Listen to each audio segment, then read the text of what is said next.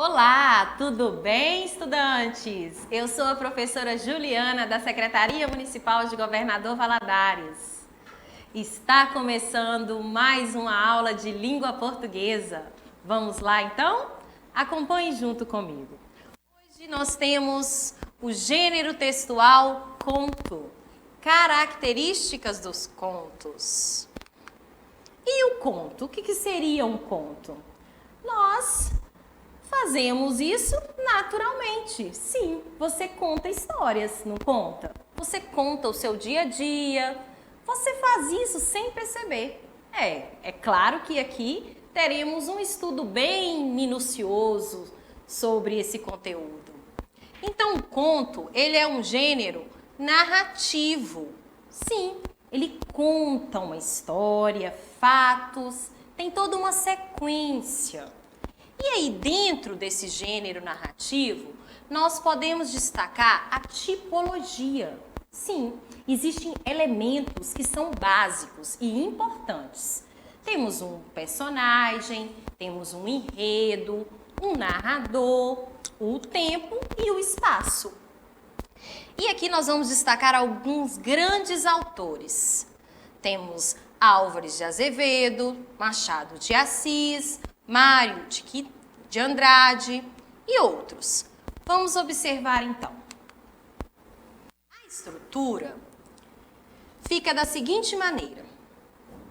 O gênero literário, conto, é estruturado como uma narrativa curta, que envolve apenas um conflito. Nessa perspectiva, o momento de maior tensão do gênero é chamado de clímax. Então, eu tenho uma apresentação, que é a introdução do que vai se tratar aquela narrativa. Tenho também uma complicação. Geralmente, é um problema. E é a maior parte da história. Logo após, eu tenho um clímax, aquele momento esperado, o ápice. E tem o desfecho, que é algo surpreendente. Além disso, embora não seja uma regra, é comum que o conto apresente poucos personagens, espaço ou cenário limitado, recorte temporal reduzido, o tempo mesmo. E nós vamos tratar também do tipo de conto. Aqui nós já temos um deles. Sim, são chamados de microcontos. Ai, gente, como é interessante esse microconto. Apenas em uma expressão, uma frase, e tem todo um contexto por trás. Quer transmitir muito mais que a simples frase. Olha só, observem junto comigo. Vende-se sapatinhos de bebê nunca usados. Apenas uma frase, uma expressão. Mas o que isso nos remete? Bem, vende-se. Pessoas vendem, né? Coisas, algo. Mas por que esses sapatinhos estão sendo vendidos? Por que o bebê nunca usou esse sapatinho? Será que os pais compraram muito pequenininho e que nem serviu para o bebê? Ou talvez, infelizmente, o bebê tenha nascido e logo após veio a falecer. Tá vendo que toda essa estrutura, esse pensamento, essas hipóteses levantadas, é um conto. Essa transmissão de informação, essa elaboração que nós fizemos, trata-se de um microconto. Olha o próximo. Uma gaiola saiu à procura de um pássaro. Como assim? Uma gaiola voando? Talvez seria o pássaro, não é mesmo? Tá vendo como que exige que a gente pare e reflita e até mesmo pense? Talvez Talvez a gaiola poderia ser uma pessoa que está talvez interessada em encontrar um grande amor e ela quer se prender, quer se dedicar totalmente a esse amor. Podemos entender dessa forma. E todas as vezes que a gente para refletir, para pensar nessa simples frase, nessa simples expressão, é um conto. Ou melhor, é um microconto, porque é muito pequeno, é o mínimo, mas ele nos remete a todo um pensamento. Tem um significado. Então vamos continuar. Notem que em ambos os casos, há uma narrativa com um conflito único. No primeiro, o conflito e já tem o clímax, que é a venda de sapatinhos de um bebê nunca usados. Sugere, portanto, que as personagens envolvidas perderam o filho. Já no segundo, o clímax estaria na ação da personagem Gaiola. Gaiola que sai em busca de um pássaro prisioneiro. Nós logo entendemos que é uma pessoa em busca de um amor. Então vamos lá, continuando. Aqui nesse momento vamos falar da estrutura, dos elementos básicos e importantes na narrativa. O primeiro que nós vamos citar é o personagem. Sim, esse elemento corresponde aos seres que executam e sofrem ações durante o enredo das narrativas. Nesse sentido, podem ser personagens tanto de serem humanos quanto outros seres viventes. Então, entendemos que podem ser animais, podem ser personagens, pessoas, realmente, ou não, até no sentido imaginário.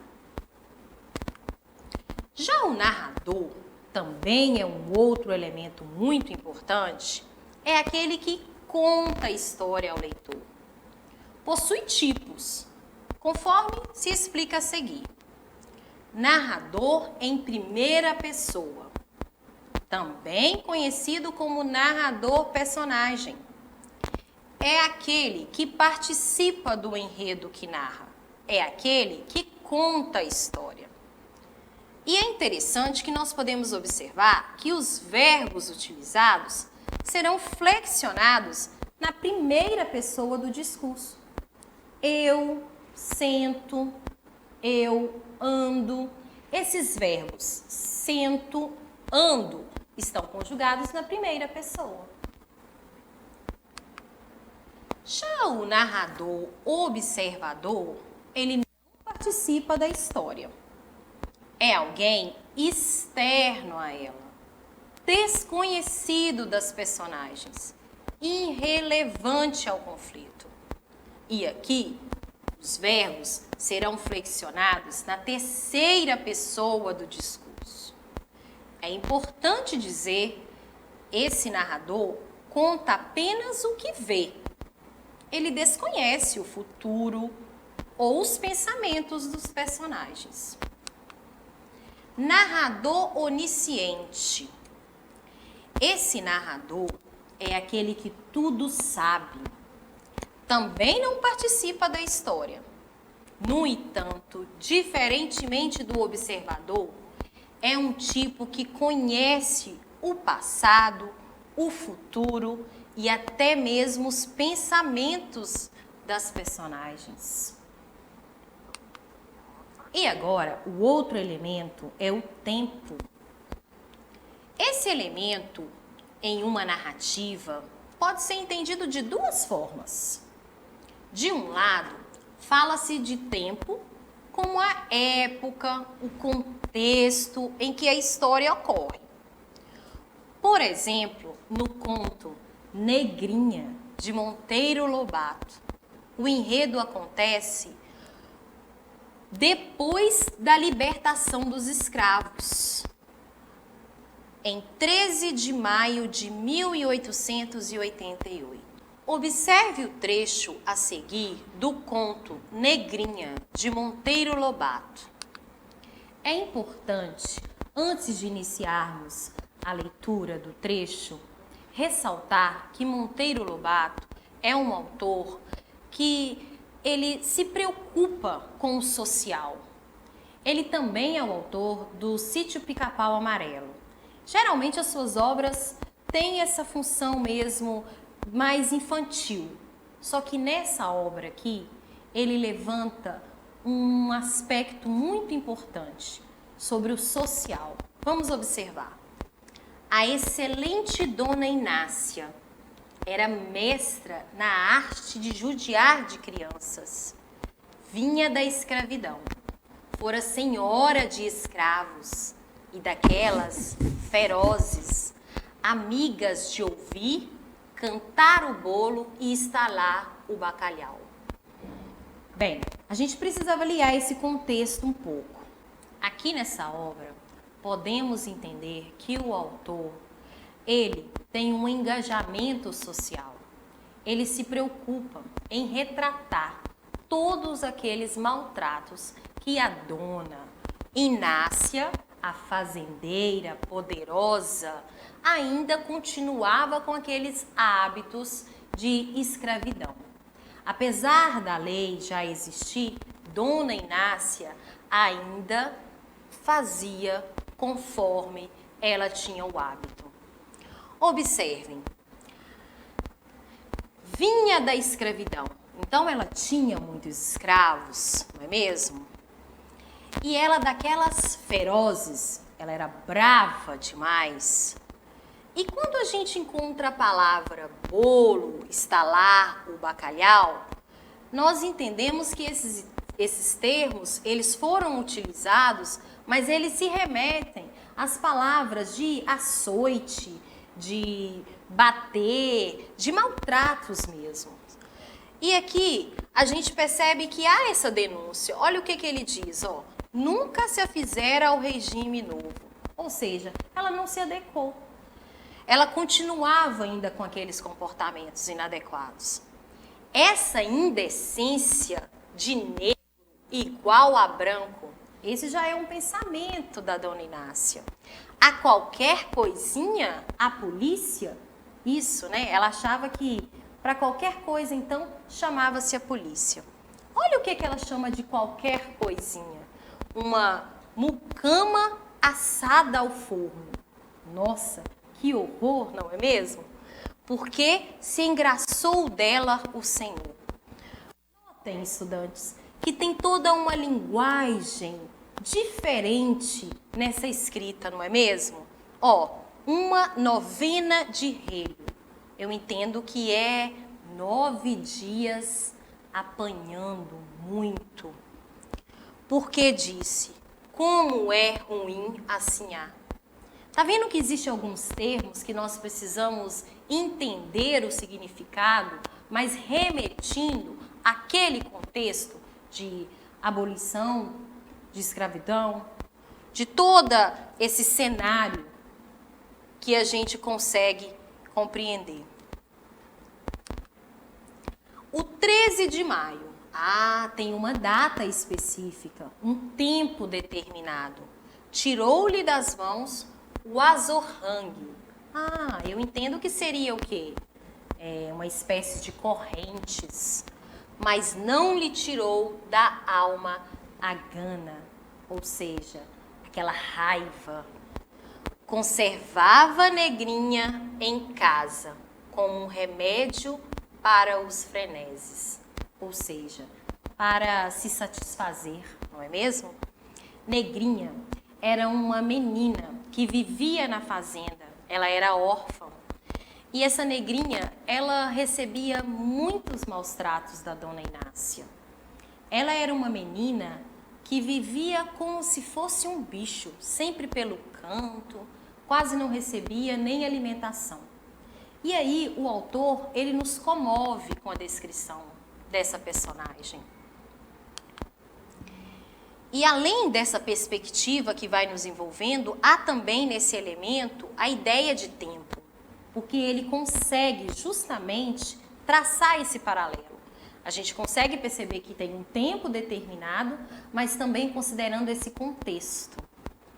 Seguindo, né, o exemplo anterior, o enredo de Negrinha ocorre durante pouco mais de um mês.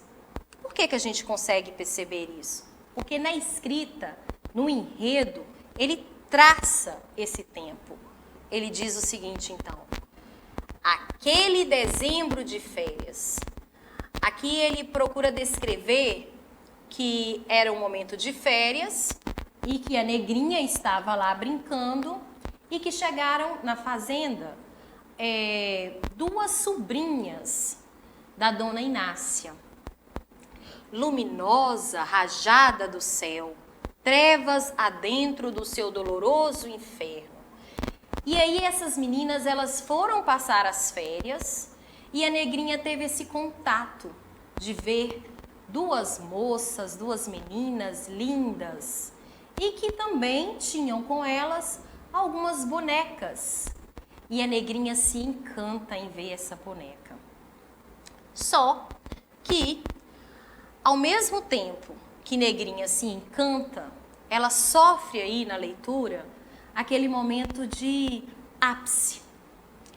Brincara ao sol, no jardim, brincara, acalentara, dias seguidos, a linda boneca loura. Ela descobre, então, que é uma boneca e que é linda. A dizer mamã, a cerrar os olhos para dormir. Todas essas expressões utilizadas, nós conseguimos entender que é Negrinha, admirando tanto as meninas quanto aquele brinquedo, uma boneca, algo que ela nunca tinha visto. Aí a gente tem a imagem que remete muito bem, então, a Negrinha observando. Desabrochara-se da alma, tá vendo? Foi o momento, né, que mais lhe chamou a atenção durante a sua vida.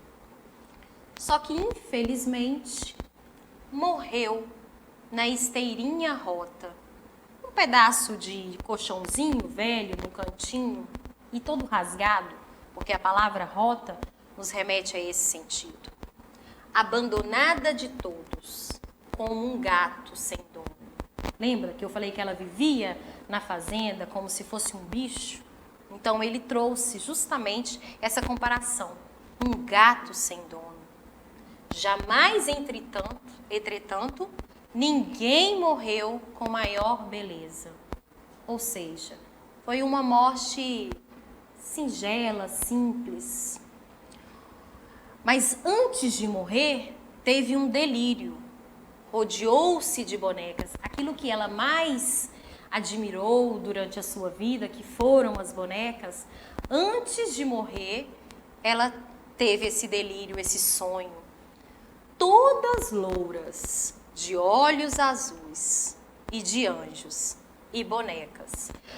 Vocês conseguem compreender que o autor Monteiro Lobato, ele vai descrevendo de maneira minuciosa cada detalhe, cada expressão do personagem.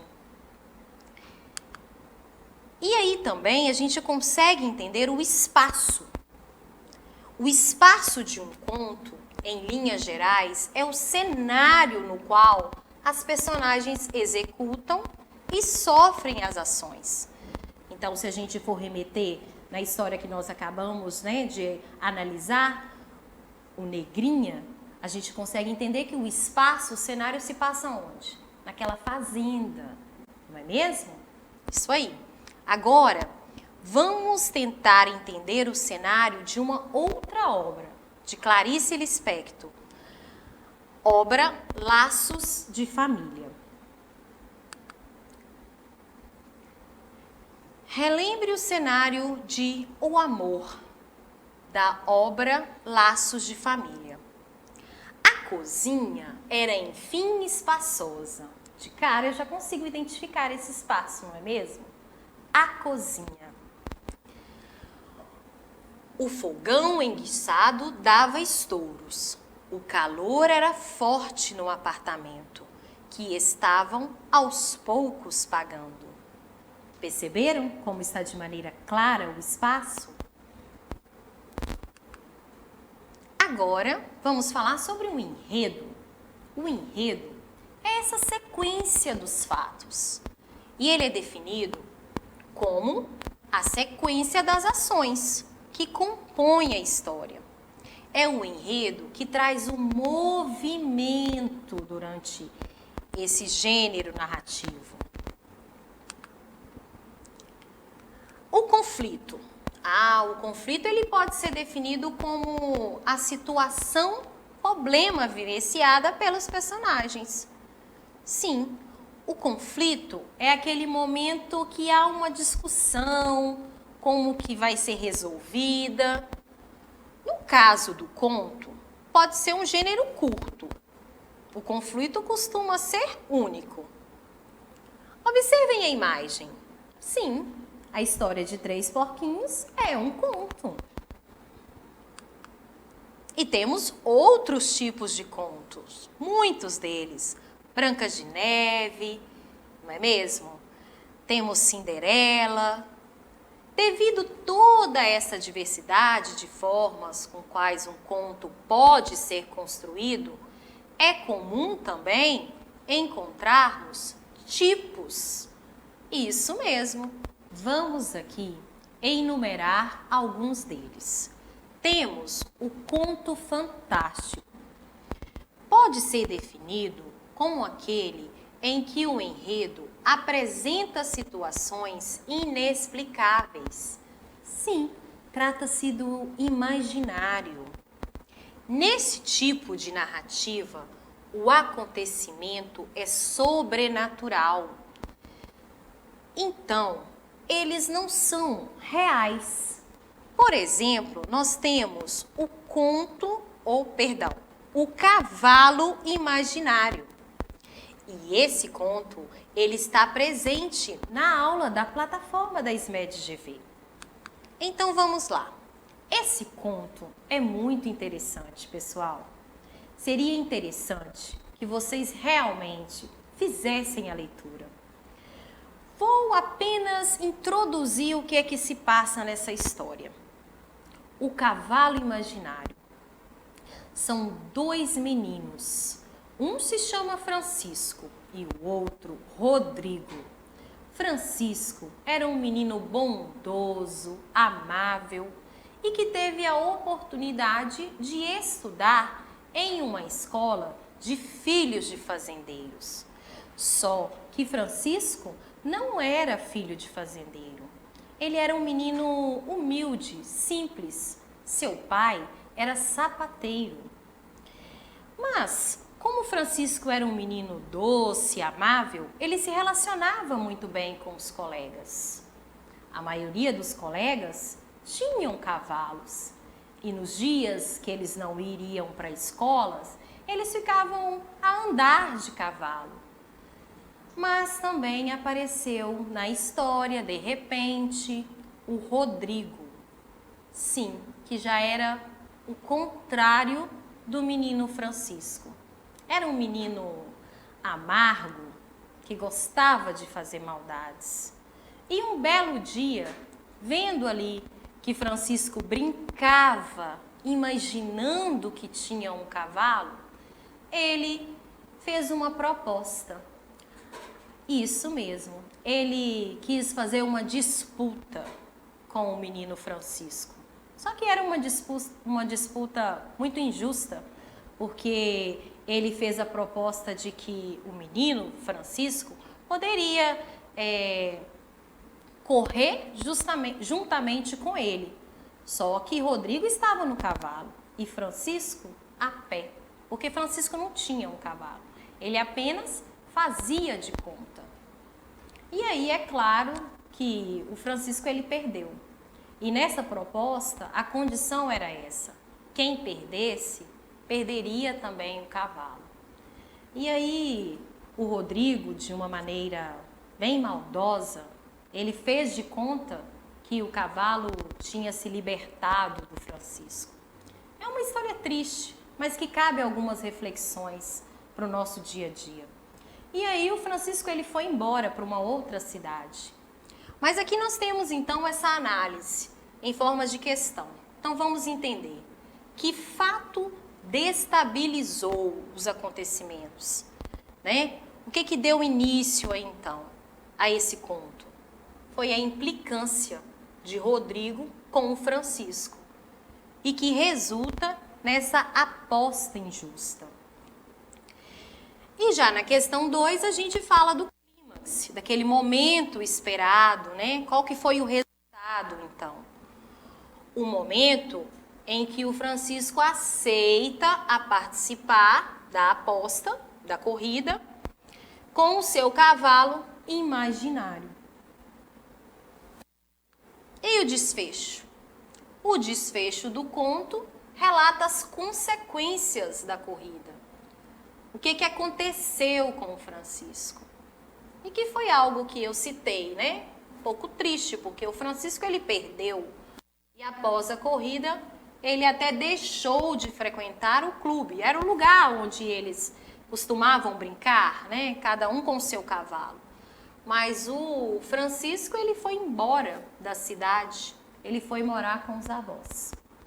Nós entendemos aqui que o conto ele até nos surpreende no final. Vocês conseguiram perceber que a gente não esperava que o final fosse esse, né? Talvez um final triste. Mas é isso. Vamos continuar então. Já com contos de fadas, né?